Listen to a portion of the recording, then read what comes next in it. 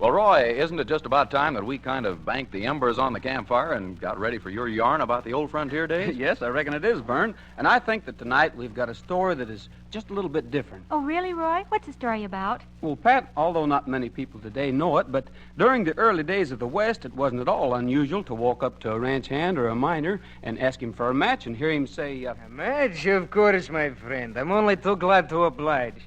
You mean there were Russian cowboys in the West, Roy? I sure do, Pat. And although there weren't a lot of them, they contributed at least their share in the building of our frontier country. Oh, then tell me, did you ever know any of these Russian cowboys and things? Well, now, wait a minute. Look here, Pat. As long as I'm going to appear in the story, why not let Vern Smith get started telling the folks how this particular story came to take place?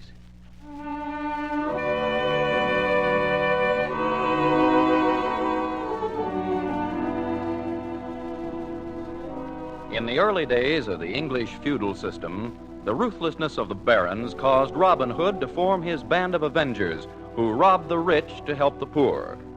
And so, in the early days of the West, the growing injustices brought about by the ruthlessness of the cattle barons gave rise to more than a dozen frontier Robin Hoods, outlaws to the very rich, called friend by the very poor. One of the most colorful of these was a broad-shouldered, blond giant of a man whose name, virtually forgotten, was Boris Borodnovich. But in the rich valleys near the Black Hawk River, he's still remembered as the Russian Kid. It was in the spring of '83 that a sudden wave of brutal lawlessness engulfed the entire Black Hawk Valley. Cattle were stolen, ranch houses burned, men wantonly shot down. Toward sunset one April afternoon, two men were seen to occupy a table near the rear of a crowded local cafe. Now, look, Fink. I guess I know what I saw. The trouble with you, Jingo, is that you're scared of your own shadow. Why, the Russian Kid would no more come to this town after what's been happening lately than to go out and shoot himself. Yeah? Well, I think that's why he's coming to town. I think he's got wise that we've been pulling these raids and blaming it on him. Yeah? Well, let me tell you something, Jingo. If the Russian Kid does show his face around here, I'll Excuse personally... me, mister. What the... You look like a man who might help me. Yeah? What do you think I can do to help you? I'm looking for a man they call Fink. You know him, maybe? Yeah, maybe I do. What's it to you? Well, if you are a friend of this hyena, maybe you tell him for me they come to town to kill him. Why, you sneaking low dog... That, my friend, would be a big mistake going for your gun. Because if you even have one good eye in that ugly face of yours, you can see already got you covered. Maybe you got the boss covered, but you haven't got me. Hey, what is going on here? Who shot that gun out of this polecat's hand? I did, mister. And since I'm right behind you, you'd better drop that pop gun of yours, and quick. Well, that's better. Thanks, brother. You sure saved my life. I wasn't interested in saving your life. I'm interested in only one thing. One thing, huh? This is stick-up? You want money? No, I came here looking for you. And now that I've got you, I'm taking you right along with me. Hey, who are you anyhow? Here, look at this. You can see for yourself. Hey, what the blaze... A private detective for the New Mexico Cattlemen's Association. What are you doing here? You got no authority in this state. That's where you're wrong. I got 6 laws on my side, and each one of them is covered with lead. Besides that, you seem a little upset for a man whose life I just saved. Yeah? Well, we got our own laws down here. Sorry, mister. I'm taking the Russian Kid with me. Come on.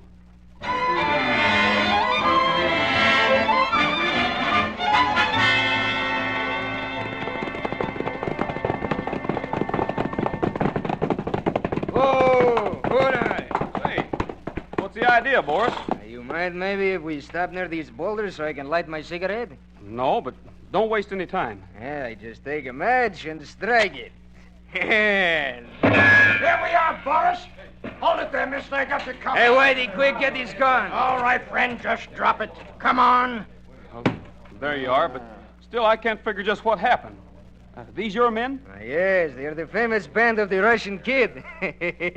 You do not think I ride into town without making preparations for all kinds of trouble? Oh, no. Always they wait right here for me. When I light the match, that's the signal.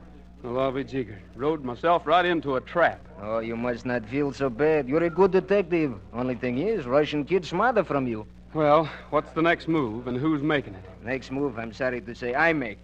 I must take you back to our little cabin and... You will not feel it, but you look something like a kitchen sieve. Well, that's just great.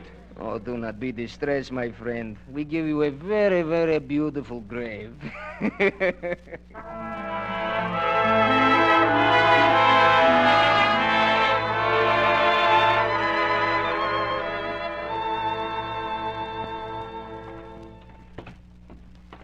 And here we are, right by this chair and table. I suppose there's no use in my saying anything. Well, what could you say? You say something which makes me mad, then I lose my temper and kill you too quick. You say something that makes me feel sorry, then all day after your funeral I feel very, very bad. No, it is best you only tell me just how you like to go. Okay, what's the choice? Well, first there is the knife. Knife is maybe a little slow, but knife is quiet. Then I got rope, rifle, even maybe you should want it, I get here some poison. No, thanks. I'll take it the fast way. Use your gun. Oh, my friend, you're truly a man of great courage. More courage than I ever found in a man before. I tell you what I do for you. Yes? I give you back your own gun. Give me back my gun? What for? You see clock on wall. In 1 minute, that clock strike 8 o'clock. Yeah? Well, I put your gun and my gun here on the table between us, so. Then when the clock starts to strike the first stroke of 8, we both go for our guns. Then when I kill you, I feel I give you a sporting chance. Is that all right from you? That's one offer I can't afford to refuse. Good. We make a game out of killing you. That's why it is fun for us both, maybe, huh? Ah, look. There's only a few seconds left now until the clock starts to strike. You are ready? I'm ready. First sound of the striker, we both go for gun. Now let us wait.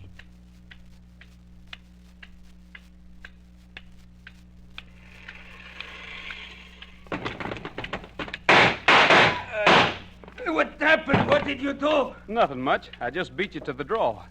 Shot your gun out of your hand. You can shoot no better than to shoot the gun out of my hand. I thought that was pretty good shooting. You see, I aimed for your hand. I do not aim for your hand. I aim straight for your heart. Well, maybe that was because you're afraid of me. I wasn't afraid of you. No, I insist. You have shells left. You must shoot me. Sorry, I can't oblige, but instead, why don't we just save our shooting for those that need it? Huh? What's that? Well, who do you mean needs shooting? Well, maybe Fink and his cutthroats. But until we can prove it, let's just say the men who have been robbing this valley blind and putting the blame on you. Wait, you mean you do not believe I've been making all these raids around Black Hook? Not only that, but I know, and I think you know, who has been making them. But then why you arrest me for cattle stealing? Why you take me away from the cafe? Let's say it was to save your life. The Russian kid is as good as a whole posse of sheriffs in a valley like this, where there's big ranchers who are beating down the poor. You see, Boris, I'm not a cattle association detective after all. No? Then who are you? I'm a special United States Marshal sent down here to straighten things out. Ah, then you arrest me anyhow. Far from it. I've sent to Los Alamos for some deputies. When they get here, I think we'll have the goods on Fink and his gang. But me? What about me? Well, we reckon to leave you here, Boris. We figure that if you're around, you'll see that justice is done.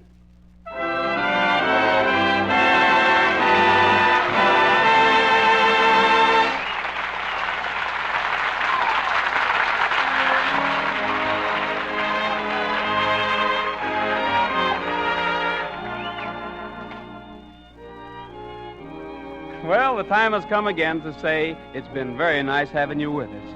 And now that you know the way, why not drop in again? Yes, sir, we'll all be back again next Tuesday. So until next week when we'll all be looking for you, this is Roy Rogers saying goodbye, good luck, and may the good Lord take a liking to you. Don't forget, smiles are made out of the sunshine and a frown from a rainy day. You'll be more than repaid if you remember that a smile goes a long, long way. Roy Rogers, Bob Nolan, and the Sons of the Pioneers appeared through the courtesy of Republic Pictures. Now, this is Vern Smith saying good night for Goodyear, the greatest name in rubber, and reminding you that more people ride on Goodyear tires than on any other kind. Tune in again next Tuesday at this same time when Goodyear will bring you another get-together with Bob Nolan and the Sons of the Pioneers, Miss Pat Friday, the Farr Brothers, Perry Botkin's Orchestra, and starring the King of the Cowboys, Roy Rogers.